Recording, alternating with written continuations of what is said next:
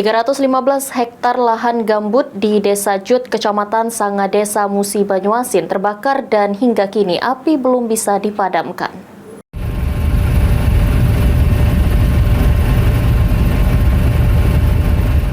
Puncak musim kemarau yang berlangsung pada bulan Agustus membuat lahan seluas 315 hektar di Desa Jut, Kecamatan Sangadesa, Musi, Banyuasin terbakar sejak 1 minggu terakhir. Ratusan personil dari BPBD maupun anggota TNI Polri dan perusahaan bergabung dalam Satgas Karhutla Musi, Banyuasin terus berjibaku memadamkan api yang hingga saat ini masih belum bisa dipadamkan. Kepala BPBD Musi, Banyuasin, Pati Ridwan menjelaskan jika lahan yang terbakar tersebut merupakan lahan gambut eks-transmigrasi warga yang sudah ditinggalkan.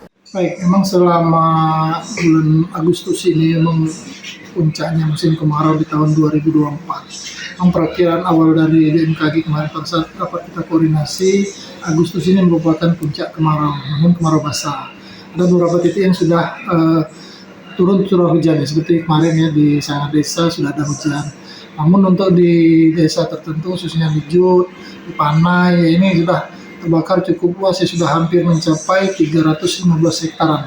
Jadi ini sudah berlangsung sudah hampir 8 hari ini. Jadi memang yang agak besar di tahun ini daerah Sangadesa, khususnya Jut dan daerah Panai ini. Ini lahan terbakar lahan perusahaan atau lahan warga, Pak?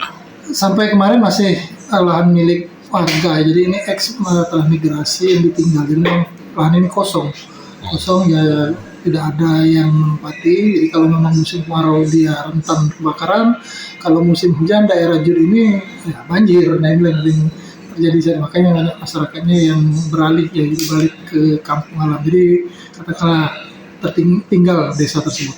Bekas desa artinya, Pak ya. Keluasan sampai sekarang sudah berapa, Pak? Hari ini sudah masih menyala atau berapa? Untuk yang di Sangadesa seperti yang di Jut tadi ya hampir 318 hektaran lah. Selanjutnya, Pati menghimbau warga untuk tidak membuka lahan dan perkebunan dengan cara membakar lahan karena sangat berbahaya dan ada sanksi pidana sesuai perbuatan. Ruzi Iskandar, PAL TV.